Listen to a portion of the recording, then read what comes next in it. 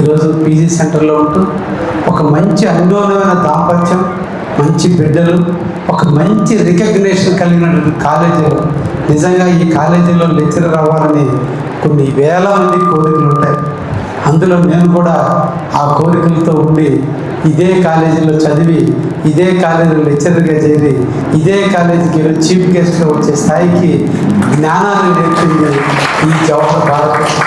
ఈ జవహర్ భారతి నిజంగా కీర్తిశేషులు దొడ్ల రామచంద్రారెడ్డి గారు ఆ పేరు పెట్టి నిజంగా కొన్ని అందరినీ కూడా సరస్వతి బిడ్డలుగా పెంచడంలో ఈ స్థలం ఏదో మహత్యం ఉందో తెలియదు, కానీ ఇక్కడ ఎదిగినటువంటి ప్రతి బిడ్డ ఒక ప్రయోజనం ఉంటాడు. అటువంటి కాలేజీకి అధ్యాపకుడుగా మంచి సేవలు అందించినటువంటి నా మిత్రుడికి మరొకసారి పదవిరమణ చేస్తూ, విరమణ కాదు, ఇంకొక బాధ్యత పెరిగింది.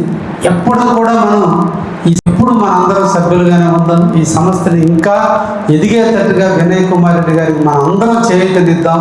ఇంకా దీన్ని పూర్వ వైభవానికి వచ్చేదానికి అందరూ కూడా కృషి చేద్దామని, ఇది రిటైర్మెంట్గా భావించడం కంటే జీతం తీసుకోవడానికి రిటైర్మెంటే తప్ప సేవకు రిటైర్మెంట్ కాదనే విషయాన్ని గుర్తించుకొని మనందరం కూడా మెలగాలని మరొకసారి ఆ దంపతులు ఇద్దరిని ఆశీర్వదిస్తూ సెలవు తీసుకుంటే థ్యాంక్ యూ వెరీ మచ్.